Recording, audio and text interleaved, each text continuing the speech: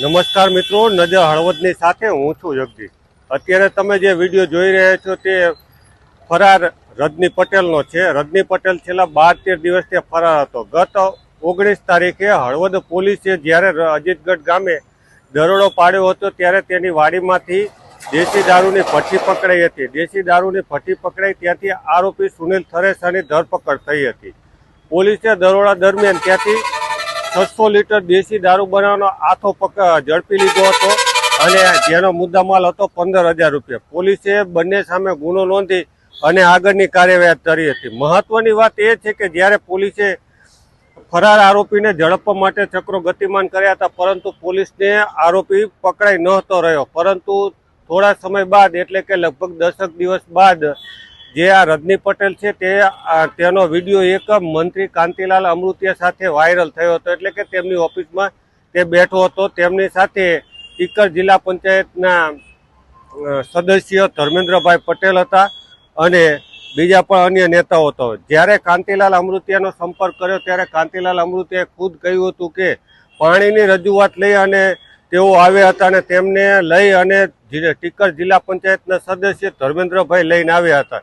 એટલે ખરેખર ચિંતાનો વિષય છે કે ફરાર આરોપી લઈ અને મંત્રીના કાર્યાલય સુધી જો ધર્મેન્દ્રભાઈ પહોંચતા હોય તો ધર્મેન્દ્રભાઈને સામે સવાલ તો ઉઠશે જ, કારણ કે જે પ્રકારે ધર્મેન્દ્રભાઈ તેને લઈને પહોંચ્યા હતા અને કાંતિલાલ અમૃતિયાને જે પ્રકારે ઘેરવામાં આવ્યા છે કે ફરાર આરોપી હોય અને કાંતિલાલ અમૃતિયાની ઓફિસ સુધી પહોંચે એટલે ચર્ચાનો વિષય બન્યો હતો। પરંતુ કાંતિલાલ અમૃતિયા જે છે રાજ્ય કક્ષાના મંત્રી છે અને તેઓની ઓફિસમાં જો ફરાર આરોપી પહોંચે તો કાંતિલાલને ઘણા બધા લોકોએ સવાલ પણ કર્યા હતા, પરંતુ કાંતિલાલ અમૃતિયા આ વિશે કંઈ જાણતા ન હતા, કારણ કે ફરાર આરોપી હોય કાંતિલાલને તો ખબર ન હોય કે આ એક ફરાર આરોપી છે।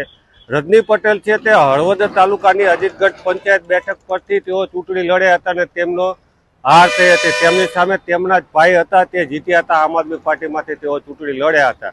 પરંતુ જે પ્રકારે તેઓનો વિડીયો સામે આવ્યો અને ત્યારબાદ ક્યાંક ને ક્યાંક લોકોમાંથી સવાલ ઉઠી રહ્યા હતા અને ખાસ કરીને ઘણા લોકોનો એવો પણ પ્રશ્ન હતો કે કાંતિલાલ અમૃતિયાનો આમાં શું વાંક? કાંતિલાલ અમૃતિયાનો હું વાંક નથી જ ગણતો, કારણ કે તેમને જે પણ ભાજપના નેતાઓ લઈને ગયા હોય તેમનો વાંક છે।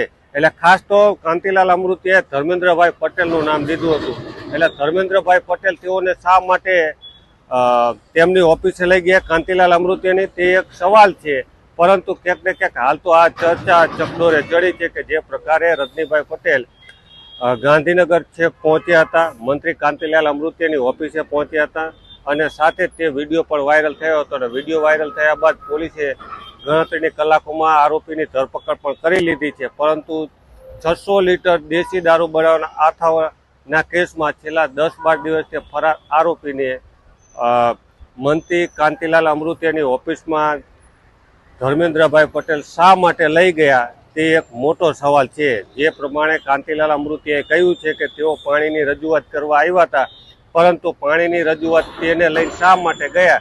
જો ફરાર આરોપી હોય અને જિલ્લા પંચાયતના સદસ્ય જો ધર્મેન્દ્રભાઈ પટેલના સંપર્કમાં હોય તો તેઓએ પોલીસને શા માટે મદદ ન કરી અને શું તેઓ છાવરો માંગતા હતા?